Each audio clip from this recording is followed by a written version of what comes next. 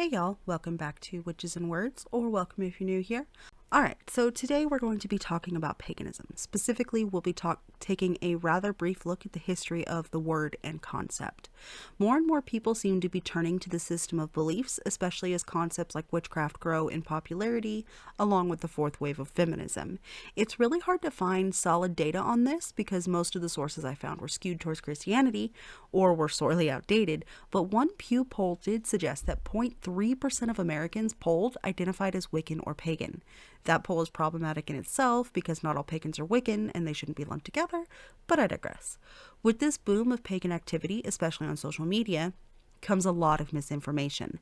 As a huge history nerd and someone who was raised in a Wiccan home, though I don't identify as Wiccan and haven't in years, I think it's really important that we get the terms correct when discussing religion and politics. However, I will admit that the words change meaning over time, and it is important to acknowledge that.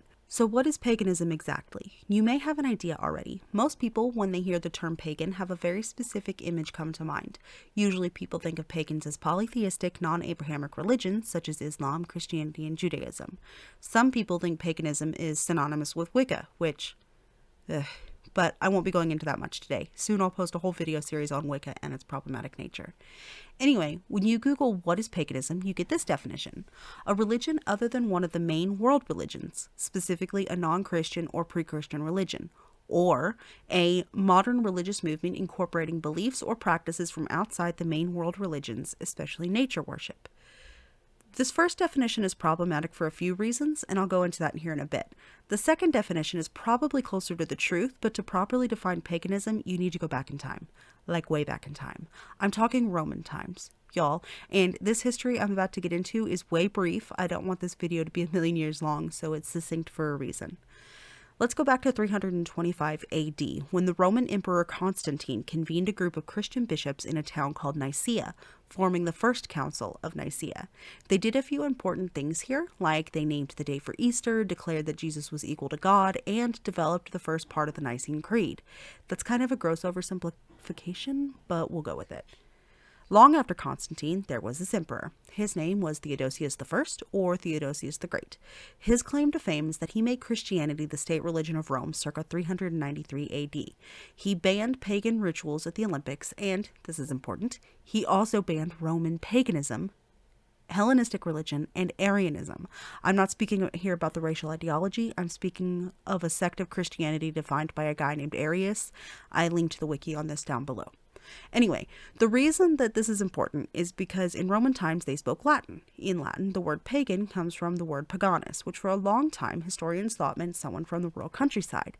So you know how people in large cities tend to look down on people in rural areas for being backwards or quote-unquote stupid?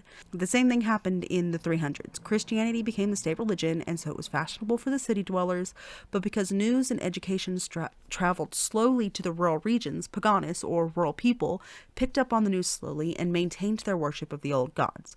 Or at least, that was the assumption for a really long time. 5th century Christian scholars wrote about the pagani that way, and so that became the norm for modern historians, to call people in the country who still worshipped the old gods pagan. More recent discoveries have actually found that paganus might only have meant civilian, as in a citizen who didn't serve in the military, specifically the military of the gods, as the Christian church often thought of themselves as soldiers for God. It's a clusterfuck, really, but what's important is that Theodosius banned more than just pagan rituals. He also banned Hellenistic religion and Arianism. When he used the term pagan, he didn't just mean anything that wasn't Christian. I mean, Arianism is a type of Christianity, and it got banned and labeled pagan too. And really the big difference is the way they view God and Jesus. I believe Arianism didn't subscribe to the idea of the Holy Ghost, if I recall correctly. So there's another theory, posited by French scholar Pierre Chauvin, that pagani actually just means people foreign to the land. Either way, it's pretty clear to historians now that pagan didn't mean non-Christian polytheist. But let me read you this quote from Paganism, a very short introduction by Owen Davies. The words barbarian and heathen are thrown around in the neo-pagan community quite a bit, so this is something important to note. There were other terms used as synonyms for pagan in early church literature. In the Greek-influenced cultural world of the Eastern Mediterranean, the words ethne and ethnikoi I am probably butchering those, I'm so sorry, described this category of otherness and foreignness. By the early 4th century, they were superseded by the term Hellenes or Hellenes, which referred to those instructed in Greek culture and ideas, and by inference, the worship of Greek divinities. Barbarian was another word of Greek origin that would come to be used quite widely. It originally meant someone who did not speak Greek or who was a foreigner, in other words, but it later acquired connotations of cultural, if not military, inferiority. When it came to spreading the word of the Bible amongst Germanic tribes during the 4th century, the missionary bishop Ulfilas translated Hellenes, Latin gentilis, into Gothic as that word, which translates to heathen.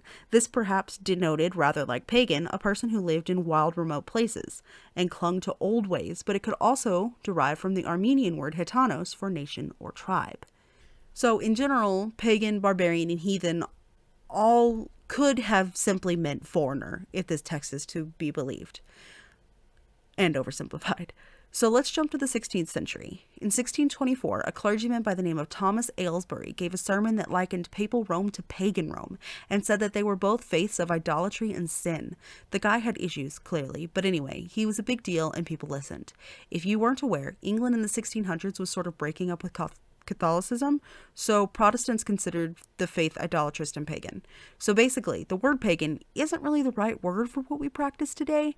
Historically, its use didn't just describe non-Christian faiths, and at times it absolutely described Christianity. So, so what is paganism then?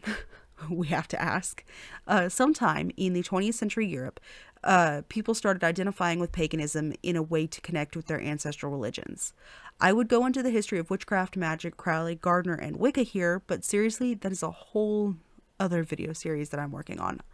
I was going to discuss it in this video, but it's already a really long script, and when I added all that in, it just got ridiculous. So because of Christian writing being biased and because of rampant Christian colonialism over time, anything that wasn't seen as Christian was defined as pagan.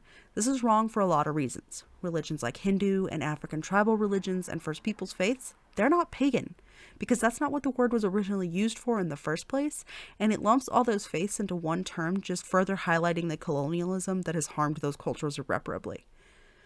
Christians tend to just define anything they don't like that's not of their faith as pagan, creating this umbrella term that many who are placed under that umbrella don't even agree with. I know several people of the aforementioned faiths who are offended when they are lumped in as pagan, and I know some who aren't offended at all, but just to be safe, I never label anyone as pagan who hasn't self-identified that way. So there are two types of modern paganism. You have your New Age pagans and your Reconstructionist pagans. New Age folks tend to have practices based on newer religions like Wicca.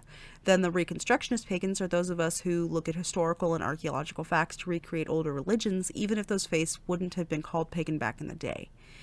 Anyone who identifies one is one. It's that simple. You literally have hundreds of faiths that could fall under that umbrella, but the important thing to know is that some people identify that way and many, many more do not. For instance, you might meet a heathen who doesn't identify as pagan. Heathenry is a Nordic faith. They may or may not define themselves as pagan based on what they know of history. Heathens were not called pagans by the Romans, nor were the Celts, or what they believe, and that's okay. Maybe you come across someone who is Wiccan. They are considered neo-pagan, and they can't separate themselves from that label.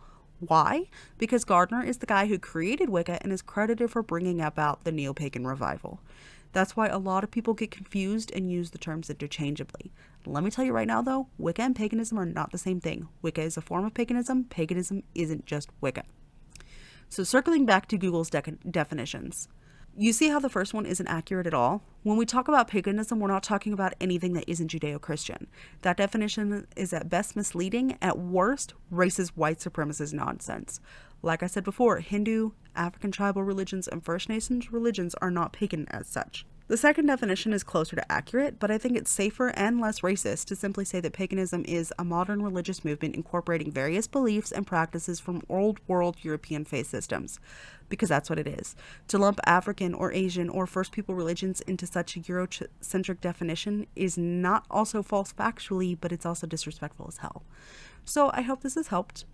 I know it was kind of rambly, but it is what it is. This video serves as an introduction that I will use to expand on several topics going forward, such as Wicca, the Order of the Golden Dawn, heathenry, and Asatru, and all sorts of pagan heathen topics. I just want to lay this foundation before I go too in-depth in further videos. I've dropped some resources in the description box below, and I highly suggest anyone who is into paganism go read the book I've linked. It's pretty informative. And if you have any questions, let me know in the comments. And if you don't know if I don't know the answer, I can direct you to sources that will have it. Thank you so much for watching. I hope y'all enjoy the rest of your day.